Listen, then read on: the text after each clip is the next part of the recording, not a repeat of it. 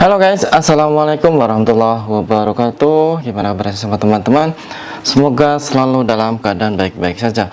Oke, selamat tidur dan selamat istirahat. Di Indonesia sekarang menunjukkan jam 11:45 PM ya. Ya mungkin teman-teman di Taiwan sudah pada tidur ya. Tapi kemungkinan nanti saya akan mempublikasikan video ini pada pagi hari sekitar jam 7 jam 8 pagi ya. Jadi untuk teman-teman di sini saya akan menghidangkan sebuah, ini bukan berita ya, ini sebuah cerita yang mana sering sekali terjadi di kehidupan kita, khususnya para TKI dan TKW di Taiwan atau mungkin TKW di mana saja ya. Yang mana tadi kebetulan saya main ke sebuah desa ya, yang mana itu dari tempat saya kebetulan ada teman bareng sekolah dulu ya, yang tadinya saya ingin membahas tentang masalah bisnis, namun kebetulan dia mempunyai teman di situ masih satu desa, dan kebetulan di situ ngobrol bareng. Setelah lama dia tahu kalau saya itu habis dari Taiwan, terus ada seorang laki-laki, dia seolah-olah mungkin pengen curhat ya, yang mana curhatnya seperti ini. Masnya ini dia mempunyai seorang istri, kebetulan istrinya itu kan berangkat ke Taiwan. Namun sebelumnya maaf ya, sebelum saya mempublikasikan kisah ini, saya sudah izin sama dia untuk boleh enggak untuk meng-share kisahnya ini untuk teman-teman yang lain, sekedar untuk pembelajaran ya. Dan kata dia oke, enggak masalah. Akhirnya saya di sini ingin mempublikasikan, ingin berbagi sama teman-teman ya. Yang mana kejadian seperti ini. Jadi masnya ini mempunyai seorang istri dan dia sudah berangkat ke Taiwan kurang lebih 1 tahun. Dan dia bekerja di sektor informal ya. Dalam hubungannya setelah dia berangkat ke Taiwan, alhamdulillah dalam waktu 4-5 bulan masih lancar dan masih biasa ya. Namun setelah masuk ke 6-7 bulan, seolah-olah ada perbedaan. Dari mungkin biasanya sering ngabari, sering nelpon. Namun setelah kesini, kata masnya ini jarang sekali menghubungi, dan yang biasanya dia juga nanya sudah bangun apa belum, atau mungkin lagi ngapain sekarang, seolah-olah boleh dibilang nggak pernah. Dan di situ kadang suaminya itu yang saya kagumi, dia tuh sabar karena dia kan di rumah udah punya anak kan, otomatis dia jaga si mata wayangnya, dan otomatis dia selalu menunggu kabar dari sang istrinya. Dan setelah di situ masnya ini sampai mungkin dia mau ngomong terus terang, malu ya. Saya bilang yaudah ngomongin aja nggak apa-apa, istilahnya nanti insya Allah mungkin saya bisa memberi sedikit penerangan ya atau penjelasan kepada masnya. Dan setelah itu masnya itu ngomong, katanya gini, mas, saya pun heran ya, sebenarnya apa salah saya itu di rumah kerja bener-bener, terus saya juga menjaga anak, saya juga masih tinggal bersama mertua, tinggal bersama mertua ya, baik-baik saja, nggak ada masalah. Namun tiba-tiba istri saya itu seolah-olah kayak ingin menghindar gitu loh. Setiap ditelepon gini-gitu katanya, aku sibuk, aku tuh kerja. Dan kalau pas kebetulan kan biasanya dia libur 1 bulan sekali ya, biasanya itu dia ngomong mau libur kemana atau libur sama siapa. Namun untuk sekarang pas ditanyakan itu emang mau libur kemana, dia seolah-olah kalau ditelepon itu ya libur aja lah sama teman-teman. Jadi jawabnya itu seolah-olah kayak judes. Dan selepas itu hari demi hari ya, bulan demi bulan, seolah-olah banyak sekali perbedaannya. Dan nggak tahu masalahnya, tiba-tiba mas itu ngomong, katanya nggak tahu saya juga mimpi apa, tiba-tiba ada surat datang dari Taiwan katanya. Dan masnya ini kan kaget. Terus saya tuh di situ udah berpikiran seolah-olah ini kayaknya surat itu kan. Terus dia sampai sedikit kayak gimana ya, kayak sedikit mengeluh waktu dia mau terus terang. Katanya pas dibuka itu ternyata isinya surat cerai. Dan di situ saya sudah tahu ya apa maksudnya isi surat itu apa gitu loh. Terus selepas dia curhat, padahal mas saya itu orangnya tuh jujur, terus saya juga menjaga anak dengan baik, saya juga kerja menafkahi anak saya gitu, tapi kok istri saya tiba-tiba seperti itu kira-kira ada apa mas, dia kan nanya seperti itu. Dan saya bilang gini mas, untuk seorang istri ya, apabila kerja ke luar negeri, apalagi ke Taiwan, kalau di Taiwan itu emang pergaulannya bebas dan sangat bebas sekali.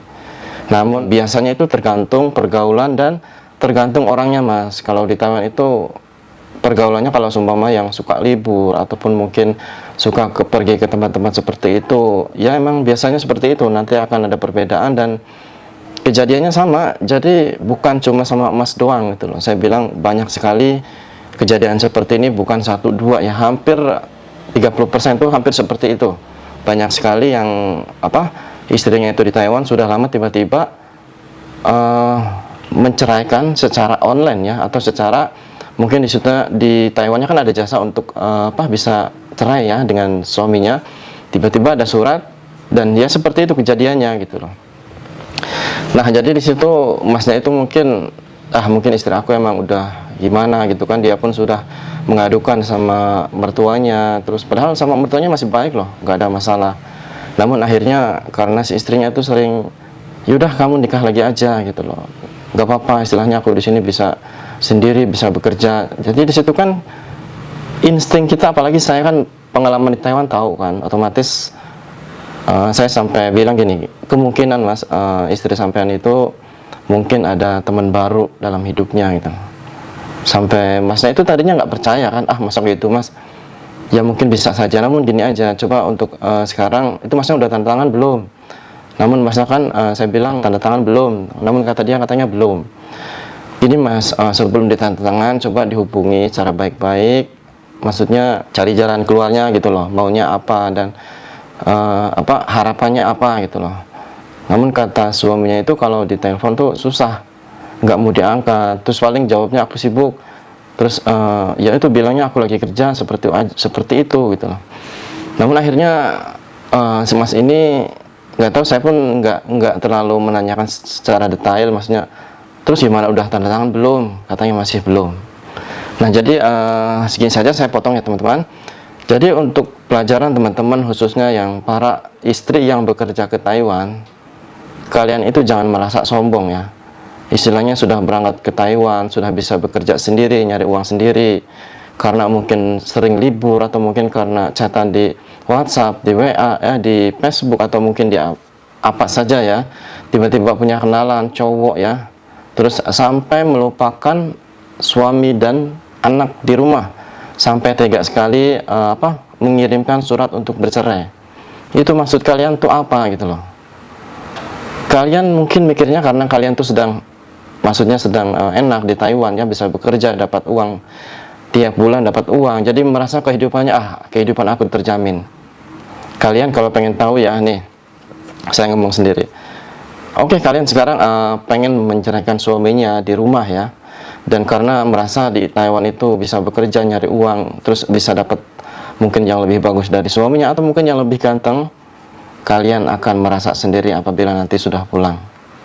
Pegang omongan saya ya, kalian sekarang bisa enak, bisa bahagia, bisa enjoy di Taiwan bersama pasangan yang baru. Tapi kalian belum tahu kan gimana nanti yang akan terjadi sama kalian apabila sudah pulang ke Indonesia. Kalau kalian emang masih seperti itu, kalian akan menyesal sendiri.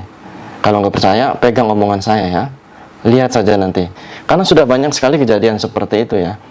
Karena semenjak saya pulang, otomatis orang kan udah pada tahu saya tuh baru pulang di Taiwan. Banyak sekali yang menanyakan gitu loh, sebenarnya di Taiwan tuh gimana, seperti apa. Terus kok sering sekali banyak sang istri itu tiba-tiba mengirimkan surat cerai, itu kenapa? Dan di situ saya menerangkan secara perlahan ya. Dan kasusnya itu bukan satu dua loh, banyak sekali. Dan makanya di sini untuk para istri, jadi jangan kalian tuh jangan mentang-mentang karena sudah bisa bekerja, apalagi mungkin yang sudah punya garangan ya, sudah lupa, akhirnya sampai sang suami pun diceraikan. Itu kalian akan menyesal apabila nanti kalian sudah pulang. Kalian belum tahu kan gimana keadaannya nanti seumpama pulang di Indonesia. Kalian akan merasakan sendiri apabila nanti sudah pulang. Kalau nggak percaya, pegang omongan saya ya. Jadi untuk teman-teman, di sini intinya saya bukan berarti ingin seolah-olah menjelekkan orang lain atau ingin gimana ya. Saya cuman kasihan gitu loh dengan keadaan seperti ini, karena kasusnya bukan satu dua loh, banyak sekali. Dan saya pun merasa emang aneh juga ya, cuman baru bisa bekerja, baru bisa nyari uang sedikit, sampai suami diceraiin, sampai berani ya udah kamu kawin lagi aja, nyuruh lagi pengganti aku aja. Ini maksudnya apa gitu loh. Jadi diharapkan di sini yang mungkin merasa seperti ini sekarang ya, tolong sadar ya, karena kebahagiaan kalian tuh cuman di Taiwan. Otomatis kalian nanti akan pulang, dan nanti kalian akan tahu sendiri gimana rasa nanti selalu sudah pulang. Otomatis suami yang lama atau suami kalian yang tadinya mau kalian ceraiin, kalian otomatis nanti akan menyesal. Karena kenapa? Karena saya sudah tahu di sini banyak sekali ya yang istilahnya sudah mau menceraikan suaminya, nyatanya pas ada yang sampai nyuruh cerai, pas dia pulang akhirnya dia tuh terlontang-lantung gitu loh, karena sudah tahu mungkin di Taiwan dia mah seperti ini. Jadi orang kampung pun melihat kalian tuh sudah nggak benar, nggak akan ada yang mau gitu loh.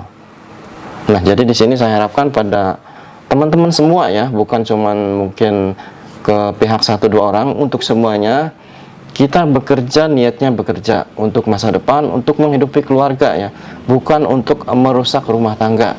Kecuali mungkin emang suaminya di rumah bermasalah ataupun mungkin nggak benar ya. Nah, itu lain cerita ya, beda lagi. Ini kalau suaminya benar, terus dia juga bekerja dengan baik, terus mau kalian tuh apa gitu loh. Nah, jadi di sini untuk teman-teman, saya harap jangan sampai terjadi seperti ini ya, karena segala sesuatunya itu sudah dirancang dan sudah ditentukan. Jangan karena sekarang lagi sukses, lagi banyak uang, akhirnya berubah pikiran dan ingin melupakan keluarga di rumah. Itu sangat-sangat tidak baik.